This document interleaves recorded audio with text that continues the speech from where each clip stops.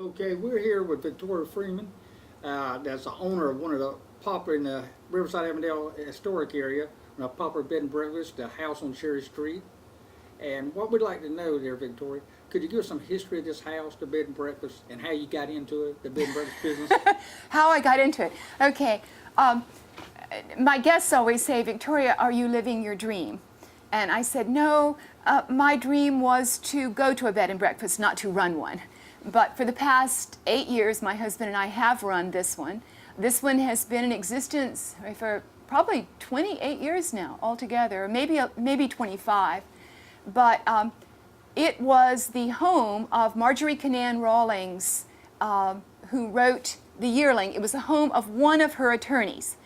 In the historic district, we know Phil May as being Marjorie's major attorney, but he was in practice with T.G. Crawford, and this is T.G. Crawford's home. And so the way I first got connected with it, I lived 4 houses down. I've lived on Cherry Street for 30 years, and my husband and I moved to 1816, and we loved having a bed and breakfast here, and we sent, overflow. We don't really have a guest room, so this was our guest room. And it was owned by Dr. Merrill Anderson and Carol Anderson, and they were the world's most perfect innkeepers. This is a bed and breakfast in the British style, which means we live here, we are very knowledgeable about this community, and our guests come through and they're treated like family.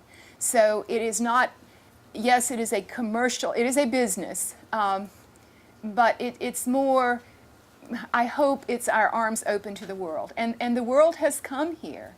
I've had the head of Sierra Club. I've had the Princeton Tiger Lilies. I said last season I opened with Madonna's choreographer and I closed with the commanding general of West Point. So, I mean, it's alpha to omega. And people come, and I am the cook and the gardener. And so I cater to all, if they are vegan or vegetarian or South Beach or diabetic or gluten-free, I can make them very happy. So that's kind of a quick history. Everybody. I cover everybody. And everybody, I mean, the world now it's no longer you put out the pancakes and people are delighted to eat them. People want to know what's in their food.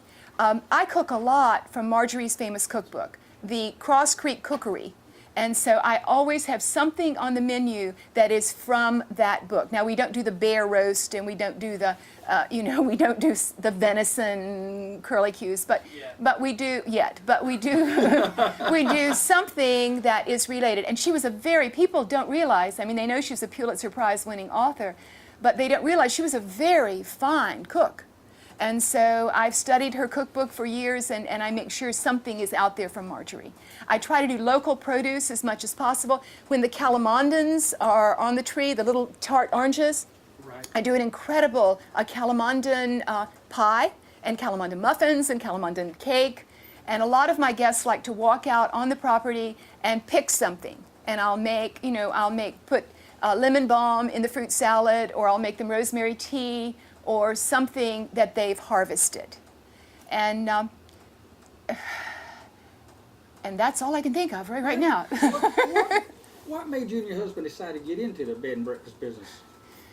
Well, we didn't actually ever decide to do that. Right? What happened is this house was sold, and it was not sold as a bed and breakfast. It was sold as a personal residence. And of course, everybody on Cherry Street was grief-stricken. How can the house on Cherry Street be someone's home? How can it not be a B&B? Those people decided, for reasons I do not know, not to do that. And so the house came back up on the market. And my husband said, you're retiring from 38 years of teaching. You'll need something to do. So why don't we buy it and we'll run it as a bed and breakfast? So that's we sort of fell into it. Right? It's been quite the experience, but I have to say, I think my life has been much, much richer because I fell into that experience. Is it real time-consuming for you and your husband? Yes. Right. If you do it right, we don't have staff. I mean, we have, we greet the guests, we feed the guests. A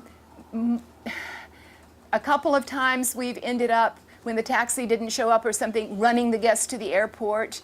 I had one guest who forgot his dress shoes and he forgot his dress jacket for a funeral, and so my husband lent him a jacket. I mean, it's yes, like family. It's like family, and right. it's very. When we were open all year long, which we are no longer open, we're open 5 months and 29 days, 1 October to 30 March. But when we were open all year long, we had one woman who flew in from Montreal every Monday night and stayed with us Monday, Tuesday, Wednesday, Thursday, and flew home on Friday, and she did that for 1 year and 7 months. Boy, that's a long So time. she became part of our family. I So can understand that. yes, yes. I know you're known all over Jacksonville, but have you been featured in other magazines? Oh, you mean the bed and breakfast? Yeah, the bed and breakfast Oh, yes. magazine. Bed and breakfast has been in Southern Living, Delta Sky, New York Times, Herbal Quarterly, the big Orlando one, Atlanta, the Atlanta page. I mean, it's been all over the Southeast. Yes. So you're well known. Very, very well known. Well, it's not me, right? It's, it's old Florida. I mean, this house is an old Florida home. It still feels like old Florida, I hope. All of our art is Florida artists. This is Jim Draper, who is North Florida's one of his best known artists. Right. But we try to keep it, I mean, the map of Florida out in the garden. We are people of old Florida, and we're people of new Florida. And, if we're not careful, new Florida will gobble up old Florida. And the river, I've watched the river go through, the turning green and the unfortunate thing that comes from our river being under stress. I think we have to care for the beauty that's ours. This is where the guests come and where I meet them. And I try to meet each person as they come in, because I think it's that first 30 seconds sets the tone. And First impression. First impression. And this was a flag that one of my guests gave me when they knew my last guest would be General Rabe. So that's that. Okay, this is the the living room, and again we feature Florida artists. Okay, this is John Bunker. That's David Bettini. This is Lee Adams. We're trying to. People come from, all over the world, and they do not understand what we offer as an area. North Florida is a rich and vital area in the arts as well as the incredible scenery, and so we're trying to encourage people to feel that way when they leave. This is also a music room.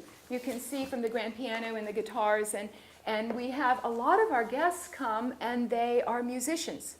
And so we encourage them to practice here. We had, I've forgotten her name, but the only woman who's ever been allowed to record on Paganini's original violin stayed with me for 3 days. And she practiced with her accompanist. And I said, you call it practice, I call it perfect. I mean, it was just breathtaking.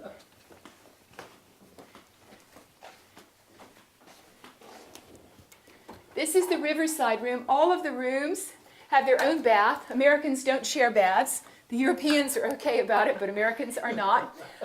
If you look at all the rooms, a lot of them have this little strange area out to the side. These were sleeping porches. These are houses that these were born before air conditioning. And so you didn't sleep inside the house when it was so hot. Slept out on the porch. You slept out on the porch, and all of this was screened, and you slept out here, and it was cooler. You had a cross ventilation. So, okay, this is the duck room, and the head of Sierra Club spent the night here. And the first thing you ask somebody is, did you sleep well? And he said, yes, I did, but there's a problem. And I went, oh, what is it? And he said, you can't call it the duck room. And I said, it's been the duck room for 25 years. Okay, he said, those are geese. I said, well, it's still the duck room. This is the Avondale room, and it's the largest room and the priciest room. And people who are bed and breakfast people always say, oh, it's so big. Most B&B rooms are the size of the duck next door. Right. And the Dr. Anderson and Carol Anderson actually lived in this room for 14 years when they, before Dr. Anderson became ill, and they built the downstairs room that Robert and I live in now. Well, Victoria, we appreciate you giving us a tour of the house on Cherry Street. Well, thank you for asking. I love this place, and Very beautiful. I'm always Very delighted good. to show it off. Always heard about it. Now I've seen it. Very beautiful.